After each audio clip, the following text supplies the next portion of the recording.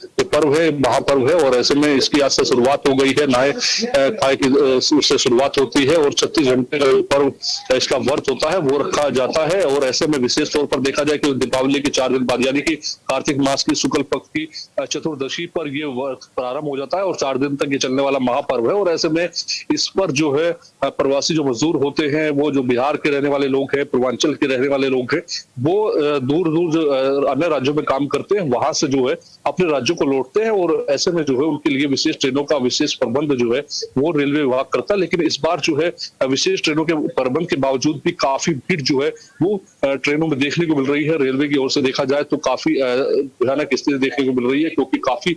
भीड़ जो है वो देखी गई थी। मैं बात करूं तो कुछ लोगों से जब आपने बातचीत की थी तो उसमें साफ तौर पर उन्होंने कहा था कि जो रेलवे का टॉयलेट है, बाथरूम है और खिड़की है, उस पर बड़ी मुश्किल से लटक झटक कर जो है वो इस सफर को तय कर रहे हैं। तो ऐसे में कहीं ना कहीं जिस तरह से रेलवे बात करता है कि विशेष ट्रेनों का प्रबंध किया गया था, तो वो कहीं ना कहीं वो दिखाई नहीं दे पा रहा है कि अगर ऐसे विशेष ट्रेनों का प्रबंध त्योहारों के मद्देनजर किया है तो कहीं कहाँ वो चूक रही है कि इस तरह की भीड़ होने के बावजूद जो है लोगों को बाथरूम में बैठकर जाना पड़ रहा है, टॉयलेट्स में बैठना पड़ रहा है, खिड़कियों पर लटकना पड़ रहा है, अपनी जान को जोखिम में डालकर वो अपने घर जाने की यात्रा को कर रहे हैं। तो ऐसे में सवालिया निशान जो है वो तो खड़ा होता ही है, लेकिन ये भी एक सोचने वाला विषय है कि ऐसे में जो लोग जान जोखिम में डालकर जा रहे हैं, अगर उनके साथ कोई हादसा होता है तो उसकी जिम्मेदारी कौन लेगा? जी रवि। बिल्कुल योगेश, आपने ठीक कहा कि जिम्मेदारी कौन लेगा अगर इस तरीके के हादसा होता है, लोग लटक कर जा रहे हैं जिस तरह की तस्वीरें सामने आई हैं।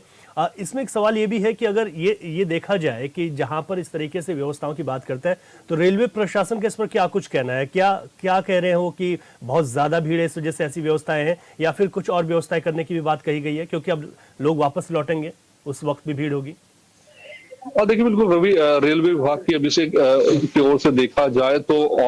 ऑन कैमरा रिकॉर्ड की बात की जाए तो आधिकारिक कोई बयान सामने नहीं आया है। फिलहाल जिन अधिकारियों से हमारी बातचीत हुई है उनका कहना यह है कि जो अंदाजा था उससे जो है करीब 2 गुना भीड़ ज्यादा रही है। इस वजह से जो है थोड़ी अव्यवस्थाओं का सामना करना पड़ रहा है। हालांकि उन्होंने कहा कि कुछ विशेष जो ट्रेनें हैं उनको लगाया गया है ताकि जो है इस भीड़ पर काबू पाया जा सके और ये भीड़ जो है किसी तरीके से जो है अपने घर के लिए जब जा रहे हैं तो उनको किसी कठिनाइयों का सामना ना करना पड़े। लेकिन फिर भी देखिए भीड़ है और ऐसे में विशेष ट्रेनों का आयोजन होना है और उनके बावजूद भी इस तरह की तस्वीरें सामने आती है तो निश्चित तौर पर सवालिया निशान तो विभाग पर ही खड़ा होता है। और सवाल ये भी है कि जिस तरह से कई